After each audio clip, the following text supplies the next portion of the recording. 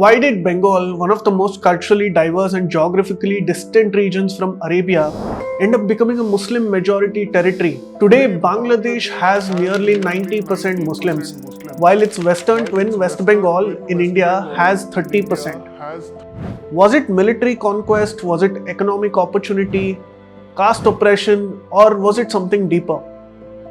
This is the story of how Islam took root in Bengal. Slowly, gradually, and uniquely. It's not a tale of sudden conversion, but of centuries of migration, mysticism, and a socio-political transformation.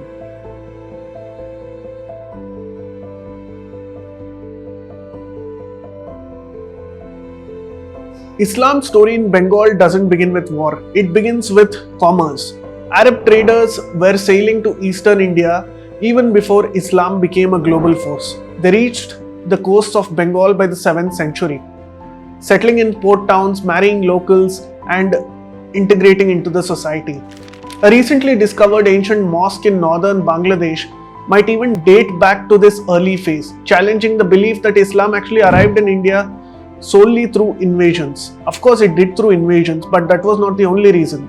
But the turning point came in 1203 AD when Bakhtiyar Khilji conquered Bengal's ancient cities of Godh and Nadia. This was the political entry of Islam, but not yet its social adoption. Why was eastern Bengal, modern day Bangladesh, particularly receptive to Islam? To understand that, we must go back to the region's older history. For nearly 1,000 years, Bengal was a Buddhist stronghold. The Pala Empire had spread Buddhist learning from Bengal to Tibet, Burma, and Southeast Asia. But by the 11th century, the Palas fell, and the Sena dynasty, a Brahminical regime from Karnataka, took over. They promoted caste hierarchies, displacing Buddhist and tribal communities. So by the time Bakhtiyar Khilji arrived, the region was ripe for a new order. Little did they know what was going to happen later. Buddhism had lost its royal backing. Lower castes and tribals were politically marginalized and spiritually displaced. Islam came with an egalitarian message, and that found resonance with some people. Not because it arrived with just a sword, but because it offered a social alternative to people. Just like the Kashmir video where we explained how the Sufis came in and converted, this is the same story with Bengal as well. Unlike rulers or generals, Sufi saints worked at the grassroots. They weren't conquerors. They tried to build community. They preached in local dialects, built mosques and lodges, healed the sick, and even introduced agricultural practices from other parts of the world. Take Shah Jalal for example, the most famous Sufi of Bengal. He did not just preach, he arrived in Sylhet with 3,000 followers and participated in a military campaign to protect Muslims from local oppression. Sufis weren't just spiritual guides, they were the moral authorities who often gave that legitimacy to Muslim rule.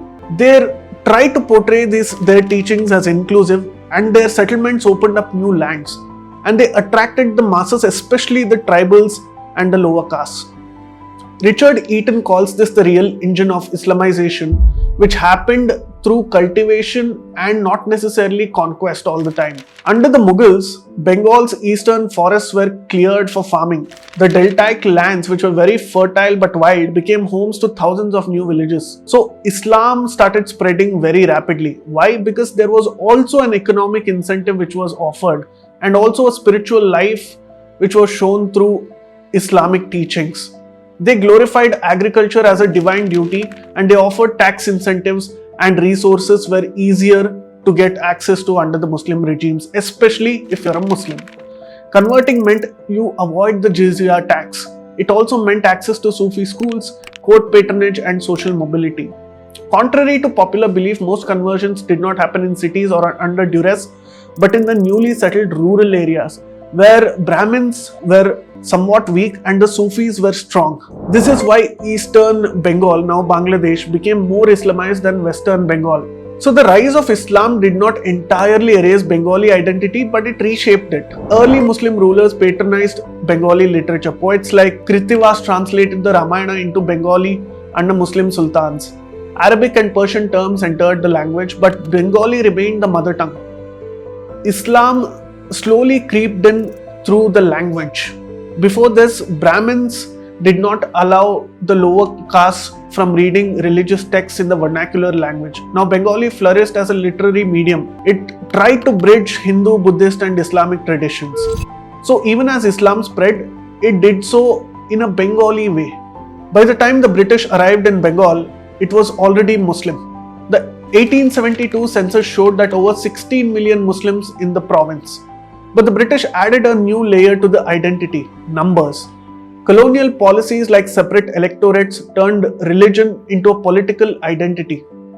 Consensus, electoral rolls, and communal awards solidified these divisions that once had been somewhat fluid. Islam was no longer just a religion, it became a marker of community, voting bloc, and landing rights. The British also pushed a narrative of violent Muslim conquest to justify their own rule. Ironically, this colonial stereotype still survives in the public memory today.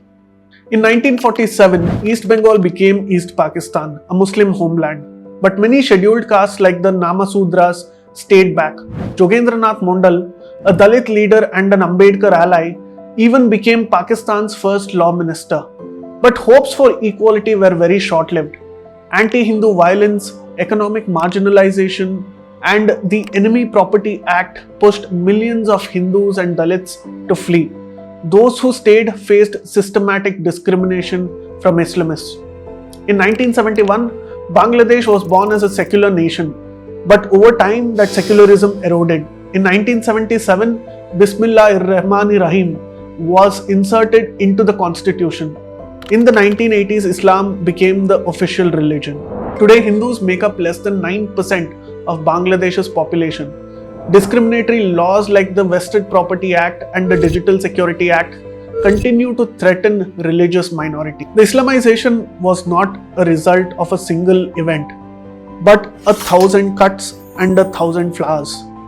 It was very strategically done by wandering Sufis and conquering kings, by forest farmers and court poets, by colonial statistics and nationalist slogans.